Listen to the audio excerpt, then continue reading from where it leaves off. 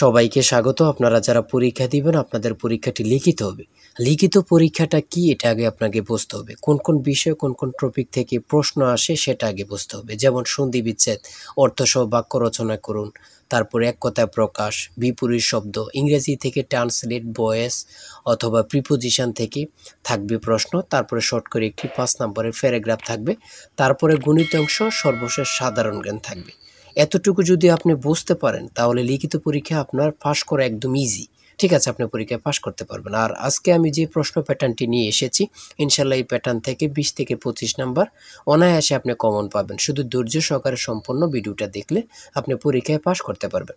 আর বিশেষ করে বলে রাখি, আপনারা যারা পরীক্ষা দিবেন, পরীক্ষার প্রশ্ন প্যাটার্ন যেমন থাকবে সেম প্যাটার্নই একদম শর্ট করে আমরা একটি চূড়ান্ত সাজেশন তৈরি করেছি। সাজেশনটি নিতে স্ক্রিনে দেওয়া হোয়াটসঅ্যাপ নাম্বার রয়েছে, ইমো নাম্বার রয়েছে, দুটোর মধ্যে যে কোনো একটি মেসেজ করে সাজেশনটি সংগ্রহ করুন। সাজেশনের মূল্য মাত্র 100 টাকা। আমি বলি অবশ্যই শুধু তারাই সংগ্রহ করবেন যারা চাকরির কারণে এবং কি বিভিন্ন কাজের কারণে অথবা একটু পড়ালেখা দুর্বল, তারা অবশ্যই প্রত্যেকে আমাদের সাজেশনটি পড়ে পরীক্ষা দিতে গেলে উত্তীর্ণ হয়ে যাবেন। আমার কথা বুঝতে পেরেছেন? অবশ্যই আমাদের সাজেশনটি পড়বেন, ইনশাল্লাহ আপনি পরীক্ষায় পাশ করবেন। 100 টাকা কিন্তু একটা বড় কথা না। আপনি সাজেশনটি পড়লেই পরীক্ষায় পাশ করতে পারবেন। আর আমাদের সাজেশনটির প্রত্যেকটি প্রশ্নের ব্যাখ্যা ও সমাধান সহ পেয়ে যাবেন। তাই বলে রাখি, দ্রুত আমাদের সাজেশনটি স্ক্রিনে দেওয়া হোয়াটসঅ্যাপ নাম্বার রয়েছে, ইমো নাম্বার রয়েছে, দুটোর মধ্যে যে কোনো একটি মেসেজ করে সাজেশনটি সংগ্রহ করে ফেলুন, মাত্র 100 টাকা। আর আমি এখন দেখিয়ে দিচ্ছি পরীক্ষার প্রশ্ন প্যাটার্ন। দেখেন, 1 নম্বরে রয়েছে সন্ধি বিচ্ছেদ।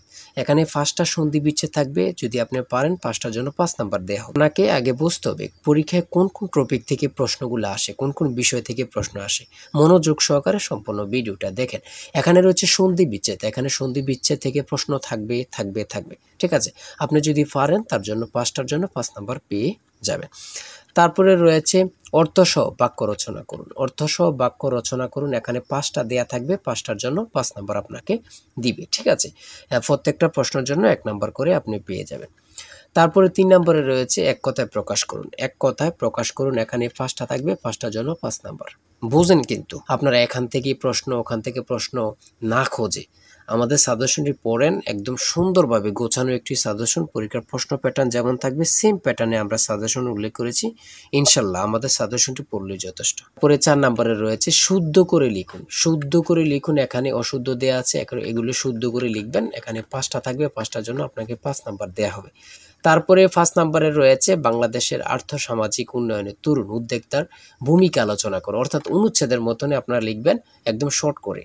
এগুলো লিখলে আপনাকে 5 নাম্বার দেয়া হবে। আমার কথা বুঝতে পেরেছেন? একটা অনুচ্ছেদ, হ্যাঁ।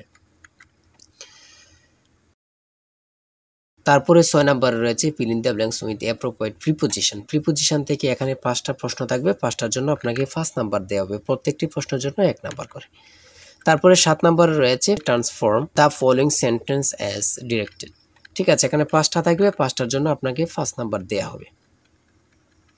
আমাদের সাজেশনের প্রত্যেকটি প্রশ্নের ব্যাখ্যা ও সমাধান সব পেয়ে যাবেন। 8 নম্বরে রয়েছে mix sentence with the following idioms and phrases. ঠিক আছে, এখানে 5টা থাকবে। 5টার জন্য আপনাকে 5 নাম্বার দেওয়া হবে। এখান দিয়ে আছে 2টা, এখান দিয়ে আছে 3টা, মোট হচ্ছে 5টা। 5টার জন্য আপনাকে 5 নাম্বার দেওয়া হবে। আমার কথা বোঝেন, হ্যাঁ। তারপরে রয়েছে ট্রান্সলেট। এখানে 5টা ট্রান্সলেট রয়েছে। লিখিত আর এমসিকিউ বলেন, এখন প্রত্যেকটা পরীক্ষার ট্রান্সলেট থাকবে। এটা হচ্ছে মূল কথা। ঠিক আছে, 5টা ট্রান্সলেট থাকবে। 5টার জন্য 5 নাম্বার আপনাকে দেওয়া হবে। তারপরে 10 নম্বরে রয়েছে একটি প্যারাগ্রাফ থাকবে।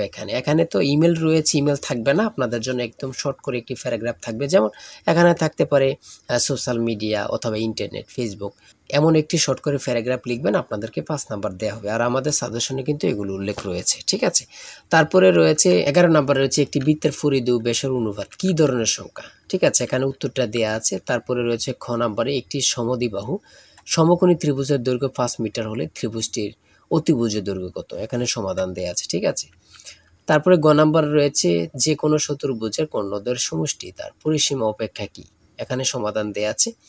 তারপরে গ নাম্বার রয়েছে 60 ডিগ্রি এ 180 ডিগ্রি হলে এ কোন ধরনের কোণ। ঠিক আছে, এখানে সমাধান দেওয়া আছে, আপনারা দেখলে বুঝতে পারবেন। ঠিক আছে, তারপরে রয়েছে এক ব্যক্তি স্রোতের প্রতিকূলে নৌকা বেয়ে ঘন্টায় 2 কিলোমিটার বেগে যেতে পারে। স্রোতের বেগ ঘন্টায় 3 কিলোমিটার হলে স্রোতের অনুকূলে 32 কিলোমিটার যেতে তার কত সময় লাগবে? এখানে প্রশ্নটির সমাধান দেয়া আছে, আপনারা দেখলেই বুঝতে পারবেন। আর প্রত্যেকটা গণিত সমাধানের জন্য, গণিত প্রশ্ন সমাধানের জন্য আপনাদেরকে 5 নাম্বার করে দেয়া হবে। বুঝতে পেরেছেন?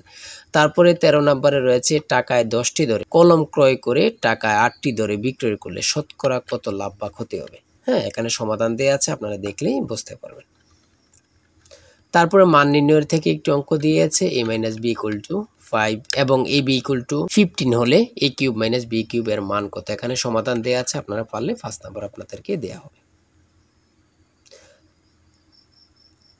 তারপরে এখানে পূর্ণরূপ দিয়েছে, এখানে 3টি পূর্ণরূপ দিয়েছে, যেমন GNSS পূর্ণরূপ কি, ETS এর পূর্ণরূপ কি, GIS এর পূর্ণরূপ কি, এখানে সমাধান দেয়া আছে, আপনারা দেখে নেবেন। পূর্ণরূপ থাকবেই, লিখিত পরীক্ষায় পূর্ণরূপ 3টা বলেন, 2টা বলেন অথবা 5টা থাকবেই থাকবে। তারপরে রয়েছে এখান দিয়ে এই প্রশ্নগুলো রয়েছে সাধারণ জ্ঞান। এখানে রয়েছে কোন সংস্থা বাংলাদেশের জনশুমারি পরিচালনা করে কত সালে 6ষ্ঠ জনশুমারি পরিচালিত হয়? এখানে রয়েছে 2022 সালে। ঠিক আছে, বাংলাদেশ পরিসংখ্যান ব্যুরো তথ্য মতে। হ্যাঁ, তারপরে রয়েছে কম্পিউটারে 4টি আউটপুট ডিভাইসের নাম লিখুন। এখানে যে কোনো 4টা লিখলে হবে, তার মধ্যে স্পিকার, মনিটর, প্রিন্টার ও প্রজেক্টর। হ্যাঁ, এখানে 4টা। ঠিক আছে, তারপরে হচ্ছে স্প্যাম মেইল কি অথবা ChatGPT প্রতিষ্ঠাতা কি? খুবই গুরুত্বপূর্ণ, আপনারা জানেন বর্তমান নিউ ভাইরাল একটা সফটওয়্যার। ঠিক আছে, আপনারা সকলে জানেন। তারপরে রয়েছে কোন কোন দেশ 2026 সালে ফুটবল বিশ্বকাপ আয়োজন করেছে বা করবে? যুক্তরাষ্ট্র, কানাডা ও মেক্সিকো। প্রাচীন গৌড়ের রাজধানী কোথায় ছিল? প্রাচীন গৌড়ের রাজধানী কোথায় ছিল? কত সালে বঙ্গভঙ্গ রহিত হয়? ঠিক আছে, আপনারা অনেকেই জানেন। তারপর ইন্টারনেট হতে কম্পিউটারে কোনো ফাইল সেভ করার প্রক্রিয়াকে কি বলে? ডাউনলোডিং বলে।